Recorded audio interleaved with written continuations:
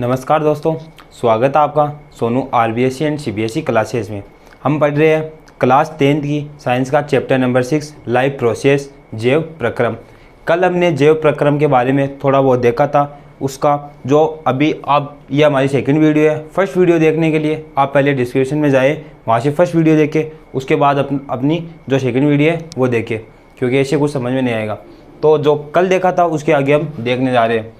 कल हमने मनुष्य में पोषण मतलब न्यूट्रिशन इन वुमन में थोड़ा बहुत देखा था। आज इसके बारे में हम इसके पॉइंट देखने जा रहे हैं। ठीक है, मनुष्य में पोषण किस विधि द्वारा होता है? तो मनुष्य में पोषण प्राणी संभोज विधि द्वारा होता है। ठीक है, इसका पॉइंट हो जाएगा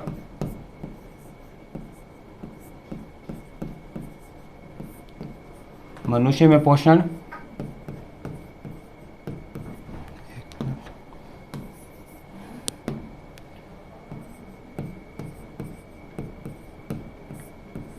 प्राणी संभोज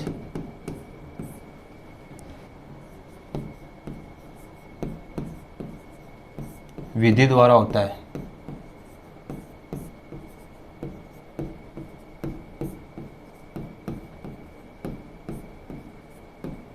ठीक है, प्राणी संभोज विधि।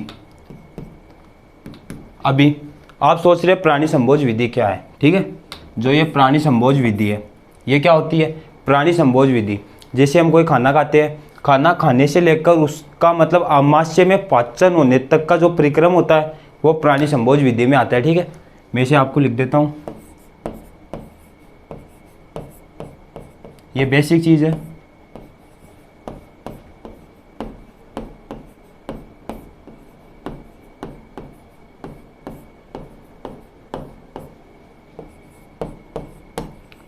मनुष्य के खाना खाने से लेकर उसके पाचन तक, उसके पाचन की प्रक्रिया प्राणी संभोज विधि कहलाती है। ठीक है,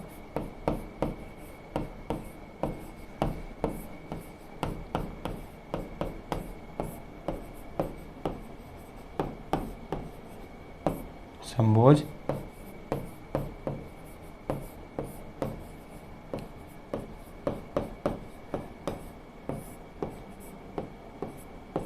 विधि कहलाती है। ठीक है, ये है प्राणी संभोज विधि। अभी जो न्यूट्रिशन इन वुमन है, ठीक है, ये 5 प्रकार से होता है। अभी मैं आपको 5 प्रकार बताऊंगा। जो ये बेसिक पॉइंट है आप इसे जरूर नोट करें, ये एग्जाम के समय में बहुत ज़्यादा आपके लिए यूजफुल रहेंगे। ठीक है, अभी ये जो न्यूट्रिशन इन वुमन है ये 5 प्रकार से हो सकता है। ठीक है, मतलब 5 पॉइंट है इसके, 5 बताता हूँ आपको। पहला होगा अंतर्ग्रहण, फिर होगा पोषण, फिर होगा पहला होगा अंतर्ग्रहण, फिर पोषण, फिर अवशोषण, और फिर परिसंचरण या फिर स्वांगीकरण, और फिर उसके बाद में आ जाएगा जो बहिक्षेपण है। ठीक है, 5 पॉइंट लिखता हूँ।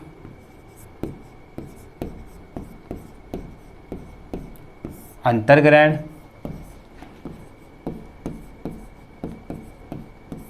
पोषण,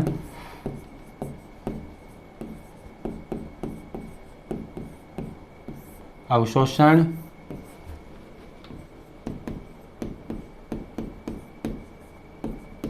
स्वांगीकरण और बहिक्षेपण। ठीक है, बहिक्षेपण। ठीक है, अभी अंतर्ग्रहण, पहला पॉइंट है हमारे पास अंतर्ग्रहण। अंतर्ग्रहण में क्या होगा हमने पहले भी देखा है। ठीक है, अंतर्ग्रहण में क्या होगा, अपन जो भोजन लेंगे उसे शरीर के अंदर तक पहुंचाएंगे अंतर्ग्रहण की प्रक्रिया द्वारा। फिर होगा पोषण, जो अपन भोजन आमाशय तक ले जाएंगे, मतलब हमारे स्टोमा तक जो भोजन लेके जाएंगे उसका पोषण होगा। उसमें क्या होगा, जो अपशिष्ट मतलब जो अनियोग्य पदार्थ है वो अलग हो जाएंगे अपशिष्ट, और जो पोषणकारी पदार्थ है वो अलग किए जाएंगे अवशोषण, और जो पोषणकारी पदार्थ है उसका अवशोषण होगा। ठीक है, फिर और जो स्वांगीकरण है, स्वांगीकरण में क्या होगा, जो ट्रांसफर की तरह कार्य करता है। ये वही है जो हमने परिसंचरण में देखा था पीछे। उसमें क्या होता है, ये प्रत्येक कोशित जो प्रत्येक हमारी सेल्स है, कोशिका है, उस तक क्या करेगा, जो पोषणकारी पदार्थ है उसे पहुंचाएगा। ऐसा ही स्वांगीकरण करेगा। और बहिक्षेपण में क्या होगा, जो अपशिष्टकारी पदार्थ है वो उसे शरीर के बाहर त्याग दिया जाएगा। ठीक है,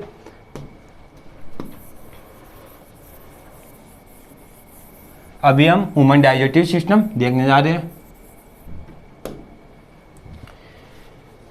ह्यूमन डाइजेस्टिव सिस्टम मतलब मानव पाचन तंत्र, ठीक है। मानव पाचन तंत्र के बारे में हम कुछ बेसिक सबको पता है। मानव पाचन तंत्र, ठीक है, जो मनुष्य का पाचन है, मतलब जो भोजन अपन खाते हैं वो किस प्रकार से हमारे शरीर में पचता है, किस प्रकार से उसका अवशोषण होता है, जो पोषणकारी पदार्थ है वो अलग होते हैं, कौन सा पार्ट्स क्या काम करते हैं, वो हम इसमें देखने जा रहे हैं, ठीक है।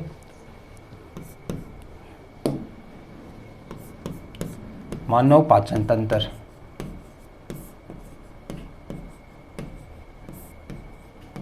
जो मानव पाचन तंत्र है उसमें आहारनाल व उससे संबंधित ग्रंथियां आती है, ठीक है। आहारनाल, आहारनाल में ये बेसिक 6 ग्रंथियां है, ये आहारनाल में आती है। 6 जो हमारे जो पार्ट्स हैं वह आहारनाल में आते हैं, ठीक है। मैं बताता हूँ अभी आपको। मानव पाचन तंत्र में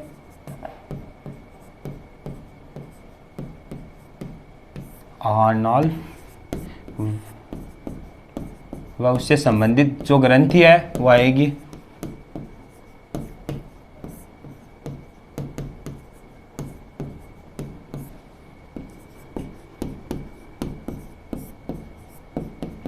ठीक है।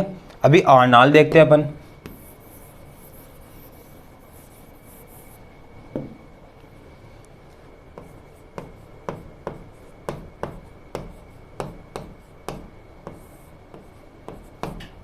आहारनाल, आहारनाल क्या होगा, ये 8 से 10 मीटर लंबा होगा, ठीक है। 8 से 10 मीटर लंबा। अभी देख सकते हैं 8 से 10 मीटर कितना होता है, ये किस प्रकार हमारे शरीर में, मतलब ऐसे तोड़ मोड़ के जो होता है ना, मतलब एकदम से फिट रहता है शरीर में, उस प्रकार से ये अलग अलग अपने तरीके से रहता है, ठीक है।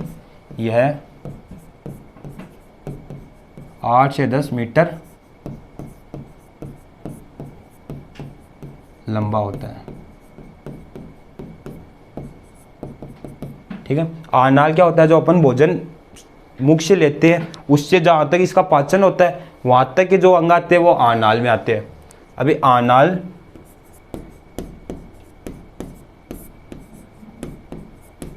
नाल के भाग या इससे संबंधित अंग, ठीक है। इसमें सबसे पहले आएगा मुख या फिर मुख गुहा, नंबर 2 ग्रसनी, नंबर 3 ग्रास नली,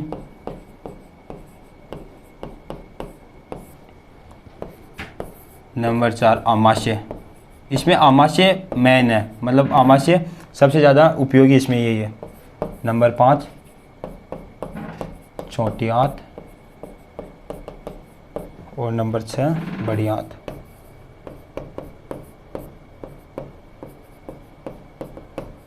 ठीक है। अभी इनको अपन डिटेल में देखते हैं। पहले अपन मुख गुहा के बारे में देखते हैं या फिर मुख के बारे में। मुख क्या है, मुख हमारे आहारनाल का सबसे प्रथम अंग है ना, वो है, ठीक है। मतलब अपन जो ये ह्यूमन डाइजेस्टिव सिस्टम है उसका जो प्रथम पार्ट है मुख है। अपन सबसे पहले क्या करेंगे, खाना मुख के द्वारा शरीर तक पहुंचाएंगे, इसलिए सबसे पहले ये पार्ट है, ठीक है। यह पाचन तंत्र का प्रथम भाग है,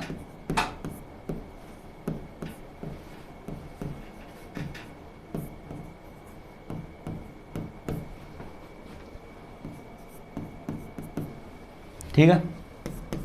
अभी क्या होगा, पाचन तंत्र का प्रथम भाग हो गया। अभी अपन मुख में देखते हैं, ठीक है।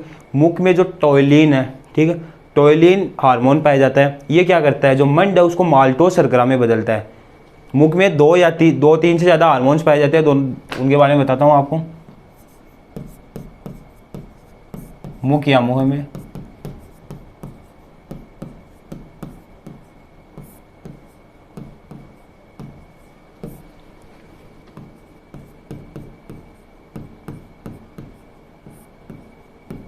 टाइलिन नामक हार्मोन पाया जाता है, ठीक है। ये क्या करेगा, जो कि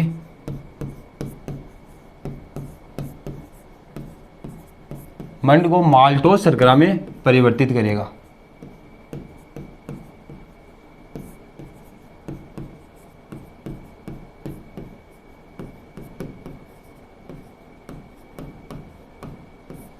बदलता है, ठीक है। इसका तीसरा पॉइंट हो जाएगा मुख में थायोसाइनेट। थायोसाइनेट हार्मोन होता है, ठीक है, वो पाया जाता है या ग्रंथि होती है। वो क्या करती है, जो अपन खाना खाते हैं उसमें क्या है, जीवाणु जो बेसिक मतलब छोटे मोटे जो होते हैं ना, वो शरीर मतलब खाने के साथ हमारे मुख में चले जाते हैं। ये क्या करता है, थायोसाइनेट होता है ना, वो उन जीवाणुओं को मारने का कार्य करता है। ठीक है, थायोसाइनेट।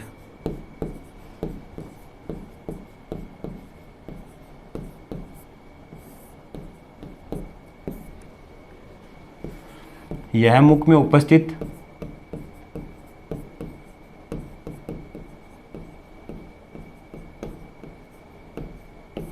जीवाणुओं व विषाणुओं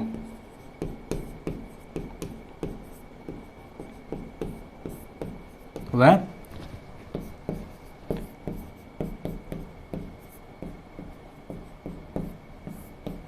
विषाणुओं को मारने का या नष्ट करने का कार्य करता है। नष्ट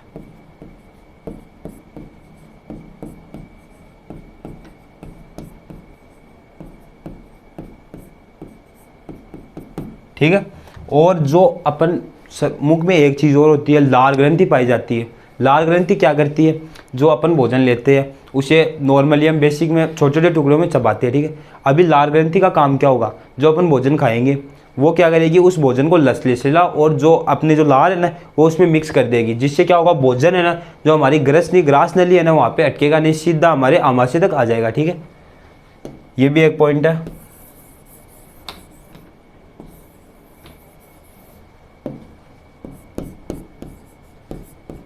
मुख में लाल ग्रंथि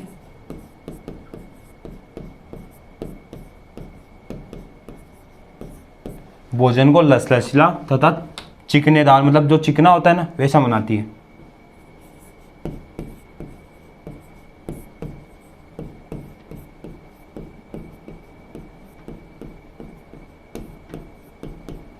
भोजन को लसलसीला तथा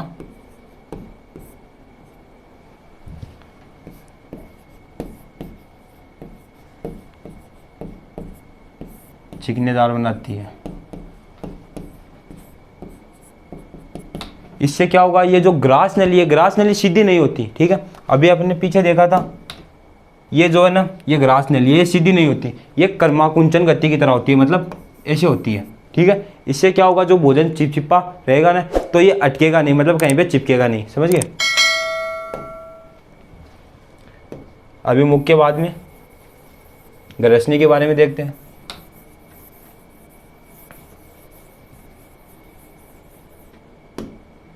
ग्रसनी क्या है, ग्रसनी, एक मिनट,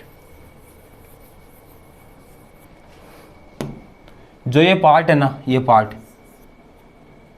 ये हमारी ग्रसिका या ग्रसनी है। ठीक है, ये क्या होगा, जो हमारा आहार नाल है ना, अपन सांस लेते हैं। ठीक है, ये इतने सा पार्ट हमारा ग्रसनिका और ग्रसनी है, मतलब इसे थोड़ा अलग करके ये क्या करेगी, अपन की जो एयर है, अपन जो ऑक्सीजन लेते हैं, ठीक है, वो और जो अपन खाना खाते हैं वो, ये दोनों को बीच का, मतलब यहीं से खाना जाएगा अंदर, यहीं से ऑक्सीजन जाएगा। वहाँ पे एक ढक्कन रहता है। ठीक है, ग्रसिका में एपिग्लोटिस नाम की कोई ढक्कन रहता है, ढक्कन की तरह कार्य करता है वो क्या करता है, जो भोजन और एयर है उनको अलग करने का कार्य करता है।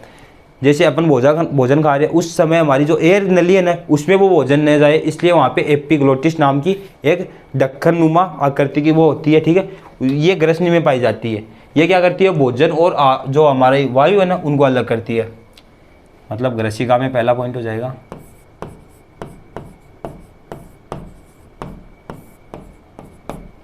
यह भोजन तथा वायु को अलग करने का कार्य करती है। ठीक है,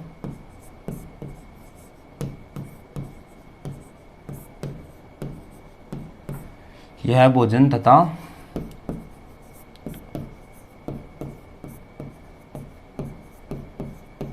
वायु को अलग करने का कार्य करती है।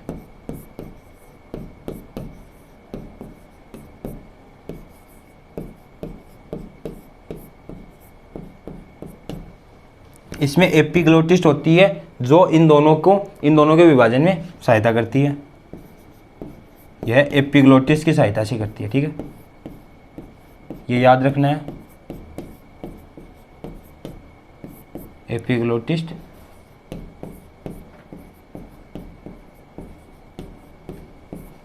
की सहायता से करती है। अभी इसके बाद में हम देखते हैं ग्रास नली। अभी ये आपको दिख रही है, ठीक है, ये एक मिनट, ये जो नली है मतलब ग्रसिका से आमाशय तक की ये जो नली है ये होगी ग्रास नली, ठीक है, ये अपनी है ग्रास नली। इसकी जो लेंथ है, लंबाई है, वो कितनी होगी, इसकी लेंथ होगी 25 सेंटीमीटर, ठीक है, याद रखना ये 25 सेंटीमीटर लंबी ग्रसिका की नली ग्रसनी होती है, ठीक है। अभी ग्रसनी के बारे में देखते हैं।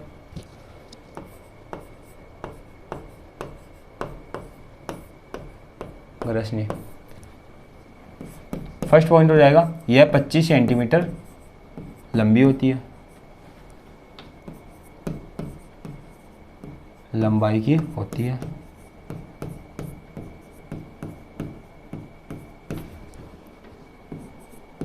मैंने अभी आपको बताया था जो ग्रास नली है, ठीक है, ग्रसनी, सॉरी यहाँ पे ग्रास नली होगा,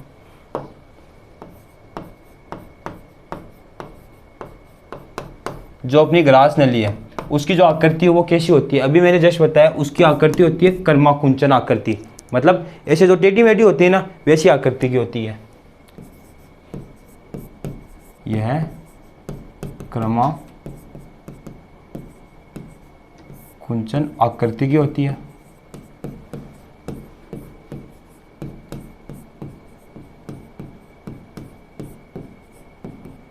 जो भोजन को आमाशय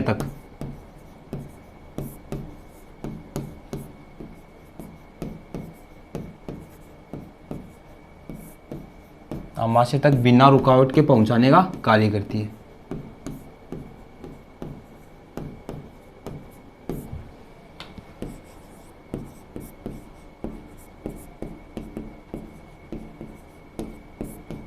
पहुंचाने का कार्य करती है।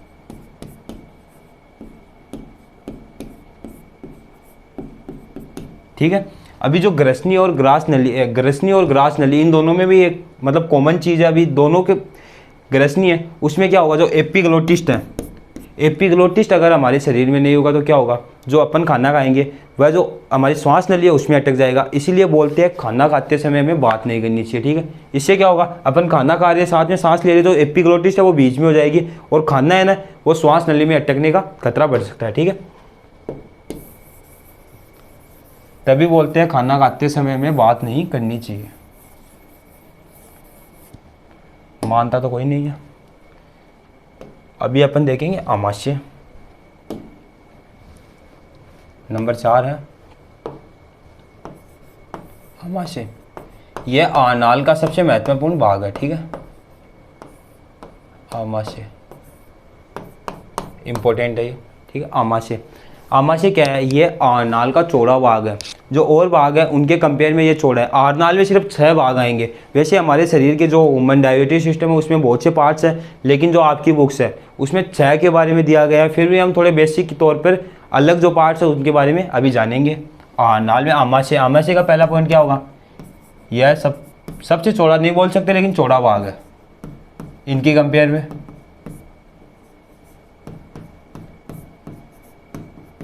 ठीक है,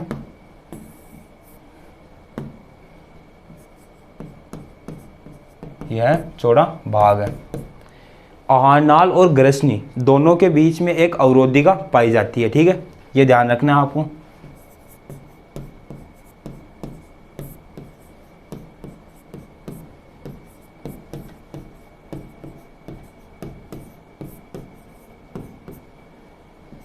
जिसे इंस्फिंक्टर कहते हैं।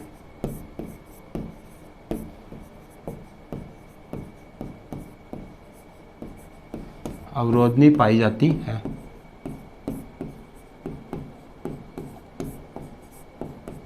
ठीक है, जिसे इंस्फिंक्टर कहते हैं। इंस्फिंक्टर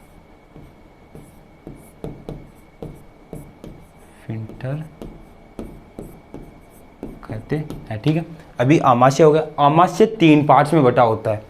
आमाशय के 3 पार्ट्स होते हैं। उनमें पहला होता है कार्डियक पार्ट, दूसरा होता है फंडस पार्ट और तीसरा होता है पाइलोरिक पार्ट। ये जो पार्ट्स है ये आपकी बुक्स में नहीं है, फिर भी हम बेसिक तौर पे इनको देख सकते हैं। ये 3 पार्ट है। 3 पार्ट के बारे में मैंने आपको बता दिया, आपकी बुक में इनके बारे में कुछ नहीं दिया हुआ है, फिर भी आगे जाके आएंगे। इससे अच्छा आप यहीं पे थोड़ा बहुत देख लो, आपको पता होना चाहिए आमाशय कितने पार्ट में बटा हुआ है, ठीक है। अभी आगे देखेंगे छोटी आंत, नंबर 5। एक मिनट, पहले आमाशय के हम कार्य देखते हैं। Works of stoma.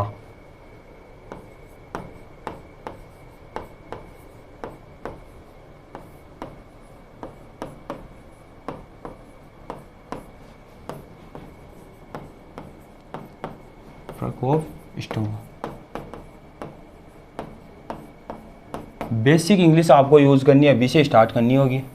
आगे जाके आपके इंग्लिश ही ज़्यादा रहेगी, हिंदी बिल्कुल हट जाएंगी, ठीक है। अभी आमाशय के क्या काम में क्या होगा, यह भोजन का अवशोषण मतलब भोजन को पचाता है, ठीक है। पचाने का कार्य आमाशय करता है, भोजन का पाचन करता है,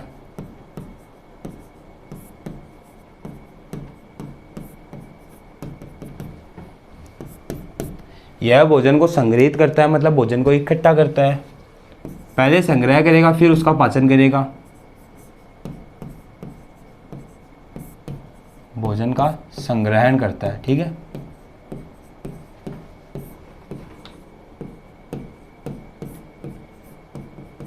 ठीक है, इसमें HCl मतलब हाइड्रोक्लोरिक अम्ल पाया जाता है, ठीक है, जो जीवाणुओं को मारने में काम में आता है। जो हमारे मानो जैसे मुख में कोई जीवाणु मतलब भोजन के साथ मुख से कोई जीवाणु गया, ठीक है, वो मुख से निकल गया तो वो आमाशय में आके नष्ट हो जाएगा। शरीर में ऐसे बहुत से पार्ट्स है मतलब बहुत सी जगह ऐसे जो हमारे हार्मोन्स मिलेंगे जो जीवाणु को बिल्कुल नष्ट करती है, ठीक है।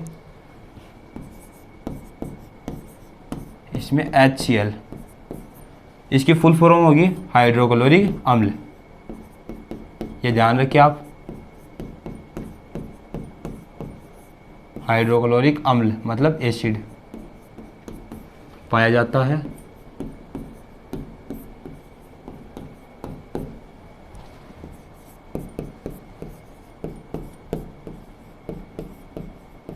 जो जीवाणुओं को नष्ट करने का कार्य करता है।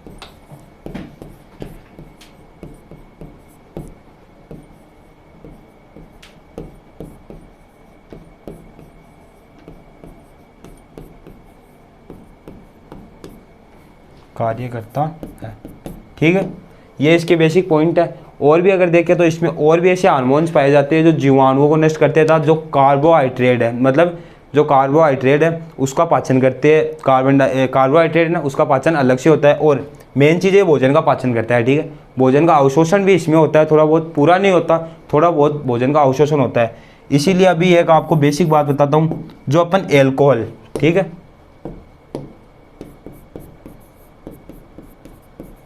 एल्कोहल एंड मेडिसिन्स मतलब दवाइयाँ, जो एल्कोहल और मेडिसिन्स है उनका पाचन केवल आमाशय में होगा, ठीक है। एल्कोहल और मेडिसिन्स का पाचन आमाशय में होगा। मेडिसिन जो दवाई है वो शरीर के लिए अच्छी है, लेकिन जो एल्कोहल है ना उसका पाचन आमाशय में हो रहा है, इसका मतलब गलत है, ठीक है।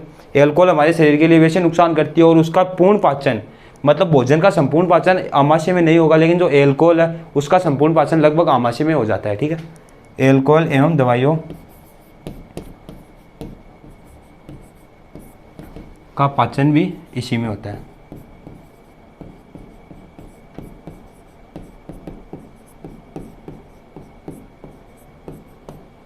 ठीक है, अभी अपन देखेंगे छोटी आंत, नंबर 5 छोटी आंत।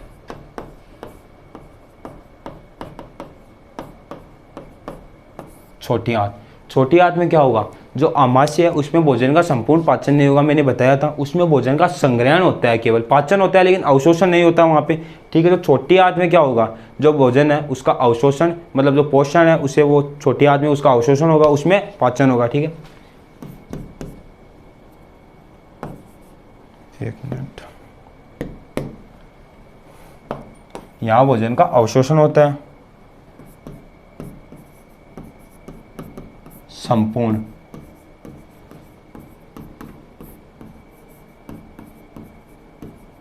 भोजन का अवशोषण होता है, ठीक है।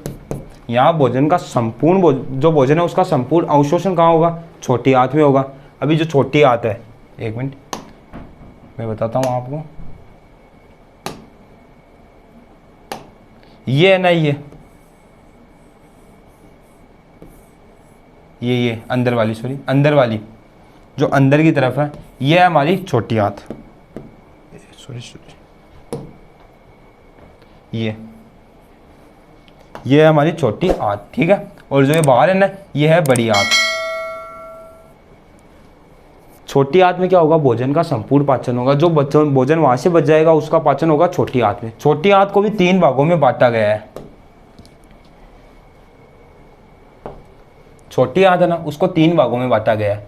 उसका जो पहला भाग होगा वो होगा डिओडिनम, दूसरा होगा जेजुनम और तीसरा होगा इंफिंक्टर, ठीक है। बुक्स में इनके बारे में कुछ है भी नहीं, केवल आपके बेसिक नॉलेज के लिए बता रहा हूँ। ये 3 पार्ट की है। अभी इसके बाद में देखेंगे हम जो है हमारी बड़ी आंत, नंबर 6 बड़ी आंत, आनाल का आखिरी पार्ट, ठीक है। आपने सुना है अपेंडिक्स का जो दर्द आता है, ठीक है, अपेंडिक्स का जो दर्द आता है, अपेंडिक्स की जो ग्रंथि होती है, मतलब अपेंडिक्स की जो होती है ना, पार्ट होता है, ग्रंथि होती है, वह बड़ी आंत में पाई जाती है, ठीक है। बड़ी आंत के एक भाग में पाई जाती है। ये क्या करती है, यहाँ भोजन जो अगर छोटी आंत से भी अगर कुछ भोजन बच गया है, मानो कुछ भी परसेंट है, 0 कुछ परसेंट है, 1% है, जो भोजन बच गया है, जिसका पोषण नहीं हुआ है, पाचन नहीं हुआ है, पाचन तो आमाशय में हो रहा है, जिसका पाचन नहीं हो रहा है छोटी आंत में, उसका पाचन क्या होगा, बड़ी आंत में होगा, ठीक है। बचे हुए भोजन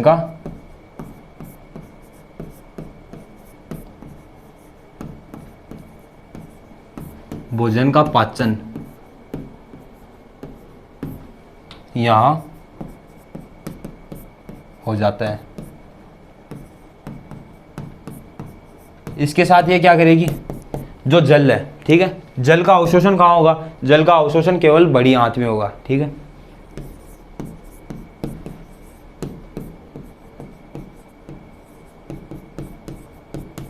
सन भी यही होता है, यही होता है, ठीक है। और अपेंडिक्स की जो ग्रंथि है वो भी बड़ी आंत में पाई जाती है, सॉरी अपेंडिक्स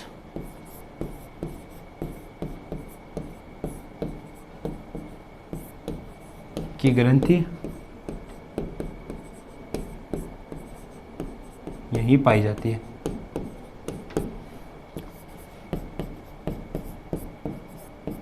अपेंडिक्स की ग्रंथि के बारे में मैं आपको कुछ बताता हूँ। अपेंडिक्स की ग्रंथि क्या है, बेसिकली अपेंडिक्स की ग्रंथि का सबको एक मतलब पेन होता है, जिसमें क्या होता है, ऑपरेशन में जो अपेंडिक्स की ग्रंथि है उसे शरीर से बाहर निकाल दिया जाता है। अपेंडिक्स की ग्रंथि वो क्या है, ये शरीर के लिए केवल एक अवशेषांक का कार्य करती है, मतलब इसका शरीर में कोई काम नहीं है।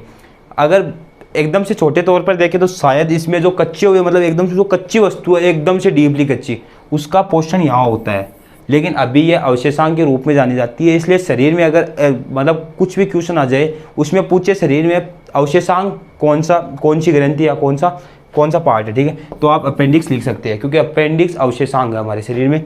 इसीलिए बेसिकली इसे ऑपरेशन के बाद में शरीर से बाहर निकाल दिया जाता है, ठीक है। अभी मैं आपको बताता हूँ, ये हमारे जो मतलब आहार नाल है उसका यहाँ पे पार्ट कंप्लीट है। आहार नाल आपकी कंप्लीट है, मानव डाइजेस्टिव सिस्टम कंप्लीट है। इसके अलावा आहार नाल में कुछ और भाग है, उनके बारे में हम बेसिक डिस्कस करते हैं।